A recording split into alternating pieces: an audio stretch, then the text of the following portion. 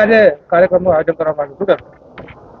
દેશના યશસ્વી વડાપ્રધાન આદરણીય મોદી સાહેબ 2047માં વિકસિત ભારતની સંકલ્પના સાથે સમગ્ર પ્રજાજનોને જોડ્યા છે, ત્યારે એના પ્રથમ પગથિયું આત્મનિર્ભર ભારત, જે અંતર્ગત આજે નડિયાદ ખાતે બહેનોએ પોતાની આવડત થકી અને સમૂહમાં બનાવેલી વસ્તુઓનો અહીંયા પ્રદર્શન સ્ટોલ હતો. ખાસ કરીને આજનો આ વિશેષ કાર્યક્રમ જે છે તે સશક્ત નારી મેળા તરીકે, જે બહેનો પોતાનામાં જે આવડત છે, એનોમાં જે કુશળતા છે, એને પ્રદર્શિત થાય અને સમાજ જીવનની અન્ય બહેનો પણ પ્રેરણા લઈ શકે, એ હેતુસર આ સમગ્ર કાર્યક્રમ ગુજરાત સરકાર દ્વારા યોજવામાં આવ્યો છે. આજે અહીંયા તમે જોતા હશો તો 77 જેટલા સ્ટોલ છે. આ વિવિધ સ્ટોલો એ દરેક બહેનોએ પોતાની આવડત પ્રમાણે, પોતામાં રહેલી જે શક્તિ પ્રમાણે એની વિશેષ આવડતને પ્રદર્શિત કરવાનો અહીંયા સ્ટોલ છે.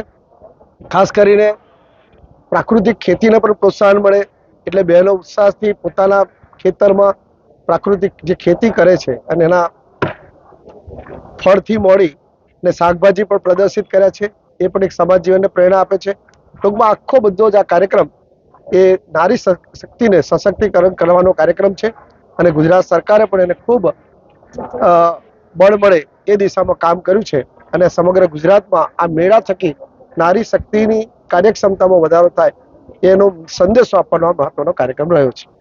My school is one such future-ready school where I understand each and every concept taught in the class and don't rote learn, where teachers don't just use books and blackboard to teach but use new ways of teaching and learning like audiovisual learning, activity-based learning and group activities, which enhances my conceptual understanding. My school also teaches coding, which is an important 21st century skill. Not just that, I get an opportunity to showcase my skill on a national platform. And with all this, I acquire important skills that make me future ready and confident. Would you also like to know where is my future ready school? Visit now and see for yourself.